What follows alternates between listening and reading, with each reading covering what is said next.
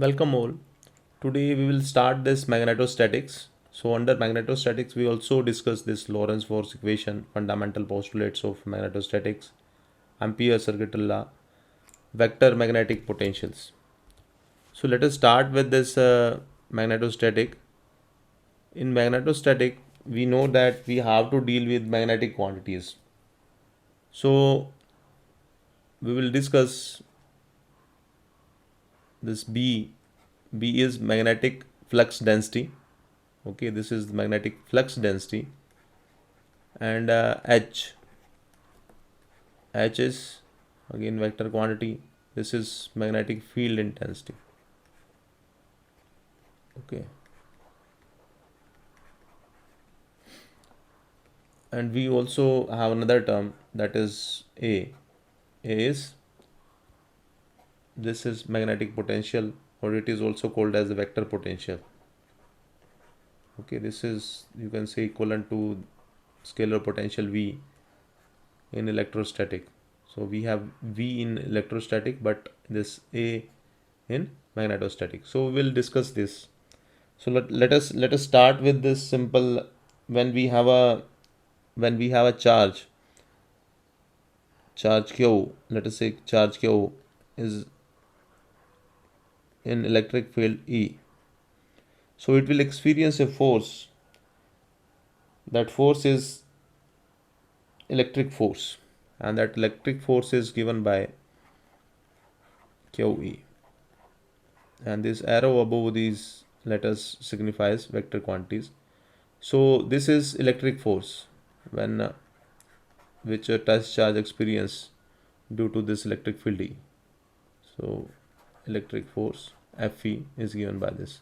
Now let us assume that we have a charge, again charge Q, which is moving with velocity u, and this charge is in magnetic field B.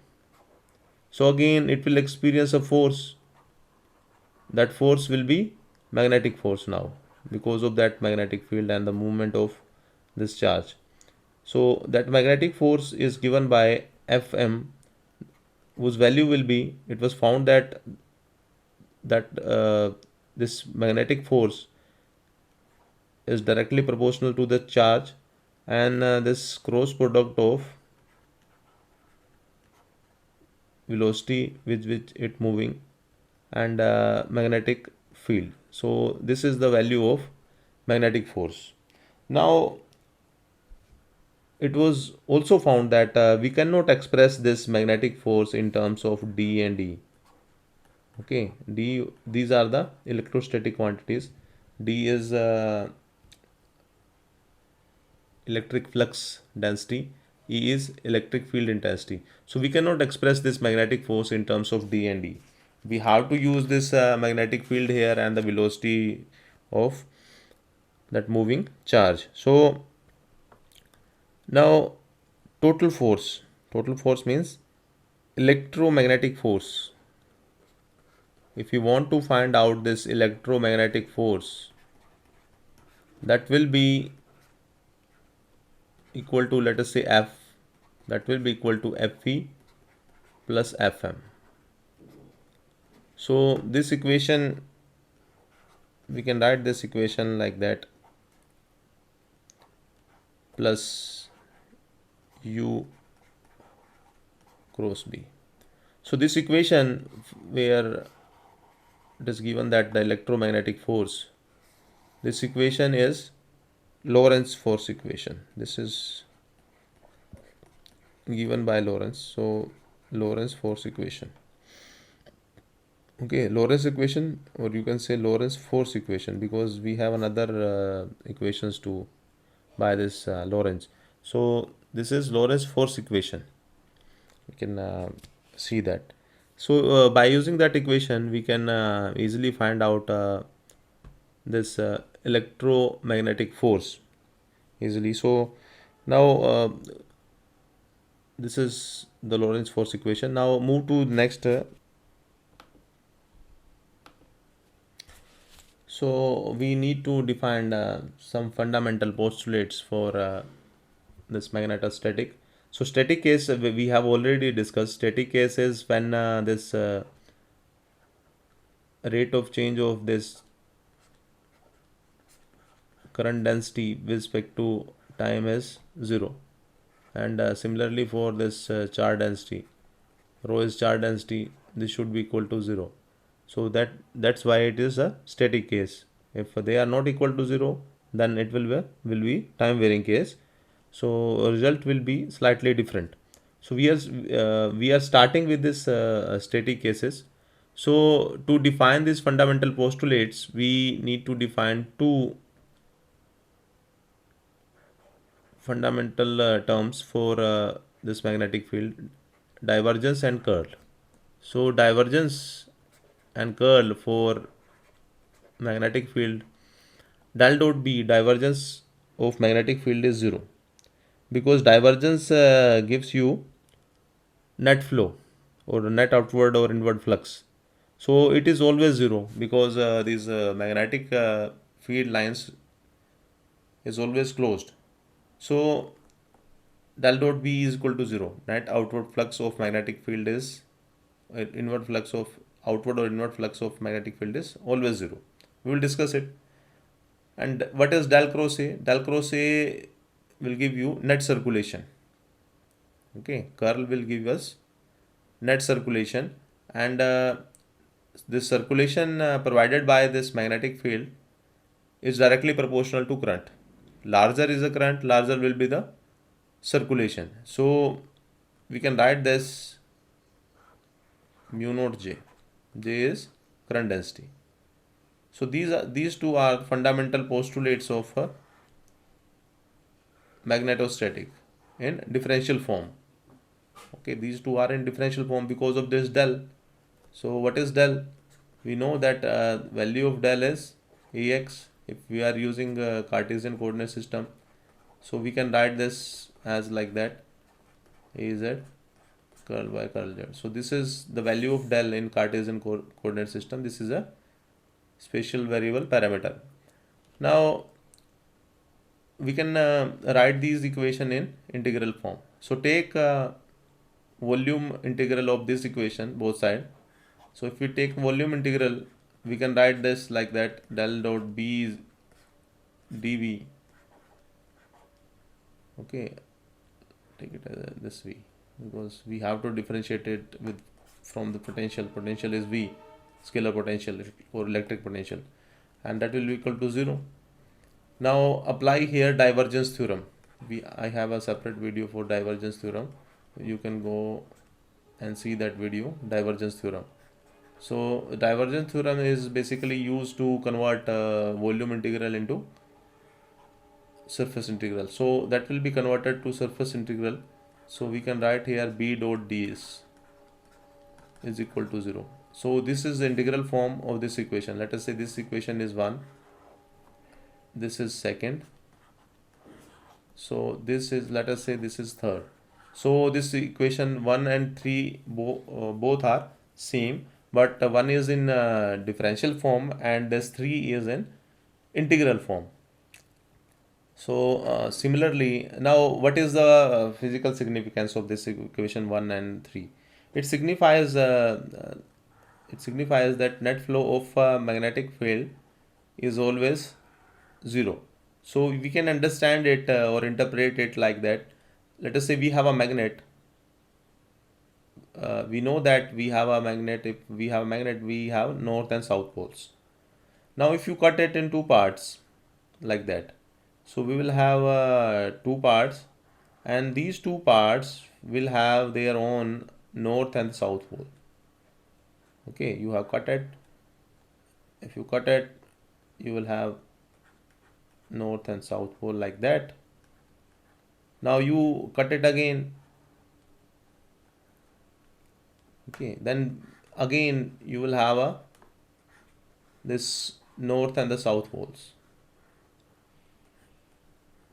So if you keep cutting it, but you cannot separate this north and the south pole from the magnet.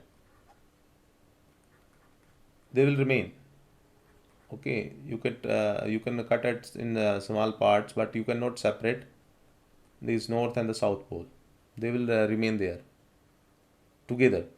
Okay, So we can say that and these magnetic lines, force lines, always is in closed loop. So net flow in the closed loop, we know that the net flow will be always zero because we cannot separate the north and south pole. Okay. Now come to that equation, a second equation. We can also convert this equation in integral form. So take surface integral both side. If we take surface integral both side, del dot B is equal to, here we will take this surface integral mu naught J dot ds and apply Stokes theorem here. So Stokes theorem is used to convert this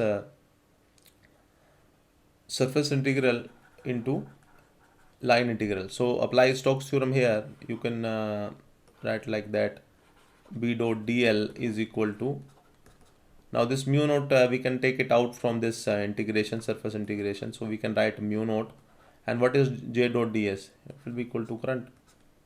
Okay, we have a relation. Okay, J dot ds is current, total current flowing in the circuit. So this let us say this is 4, and this second and fourth both are same. This is in differential form, second is in differential form, and this fourth is in integral form. And this is also called as Ampere's circuital law. Okay, this is also called Ampere's circuital law. So this law states that the circulation of magnetic flux density. Okay, this is very important law. This states that the circulation of magnetic flux density B in free space, because we have taken mu naught here, in free space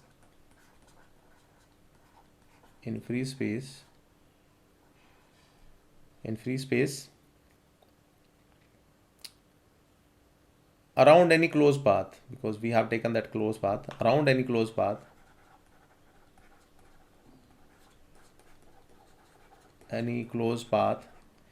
is equal to mu naught times, is equal to, so I'm writing here, is equal to mu naught times total current flowing through the surface bounded by the path. So this is Ampere's circuital law, and this law is equivalent to Gauss law. Okay, this law is equivalent to Gauss law in electrostatics. So where we have seen that this Gauss law is used to find out electric field intensity in many cases. Similarly, this Ampere's law is used to find out this B. Okay, very easily from that for any circuit, any surface. Okay, so it has a great significance. So we have studied this Ampere's circuital law and the fundamental postulates here. Now we are going to study this vector potential. This is magnetic potential or vector potential. Vector potential A. So like that in electrostatic we have studied the scalar potential V. So that was scalar. Okay, but here in the magnetic field the potential is vector potential. It is also called as a vector magnetic potential or magnetic potential. Okay. Now let's start. We know that we have just recently studied that del dot B is equal to 0. Okay, and if any field is divergenceless, this divergence is 0. If any field is divergenceless, we can write that field in terms of curl of another vector. So we can write that del B is equal to del cross A, and we are saying that this A is vector magnetic potential, and we know that unit of B is Tesla, T, and unit of A will be Weber per meter. Remember this. Okay. So we can find this A. We can find this A from any current distribution, and by using that, if we have the value of A, we can easily find this B by using this relation. Okay, so we will see how we can find this A by from any current distribution. Now we know that this del cross B, again second equation we have used, B is equal to mu naught J. This is also there. So put the value of B here. So we can write here by putting the value of this B. So this will be like that. Okay, so that will be. Now open this triple cross product. We know that triple cross product can be written like that. Del del del dot A minus del square A is equal to mu naught J. So this is we have opened this triple cross product, so we can write like that. Now we have already defined the curl of A, but but not this divergence of A. So we are free to define this divergence of A, and for simplicity, to make this equation simple, so we have assumed that the divergence of A is 0. Okay, to make this equation simple, we have assumed this del dot A is equal to 0. Just put the value here, so this term will be equal to 0. So it implies that del square A is equal to minus mu naught J. So we have this equation, and if we compare it with that equation which we have already derived, del square V is equal to minus rho by epsilon naught. Okay, that was the Poisson equation. Okay, that was the Poisson equation. So it is for V, so we can say that it is a scalar Poisson equation. Scalar Poisson equation. Now this is like that. Okay, same. So this is also Poisson equation. This is also Poisson equation, but this is vector Poisson equation because it is for A. And solution, this is second order partial differential equation. Solution of this equation will give you value of A. Okay, we have seen that in Poisson equation. This Poisson equation gave the value of V. So solution of this equation will give you value of A, and if you find the solution, you will get like that. A is equal to what? Mu naught upon 4 pi. So volume integral J R dV. So this is the value of A for static case. We need to remember. You can find out this A by using this formula at any point. And the units are again writing Weber per meter. And we have a relation of this with this magnetic flux. We know that the magnetic flux is given by magnetic flux phi is given by this B dot ds. This is magnetic flux. Surface integral of this will be equal to magnetic flux. So we have a relation of this magnetic flux with A, magnetic potential. So put the value of B here. We know that that is equal to del cross A dot ds. Now apply Stokes theorem here. We have seen the Stokes theorem is used to convert this surface integral into line integral. So phi will be equal to what? This closed integration A dot dl. So that will be equal to A dot dl. So this is the relation. So this vector magnetic potential A does have physical significance in that its line integral around any closed path equals to total magnetic flux passing through the area enclosed by that path.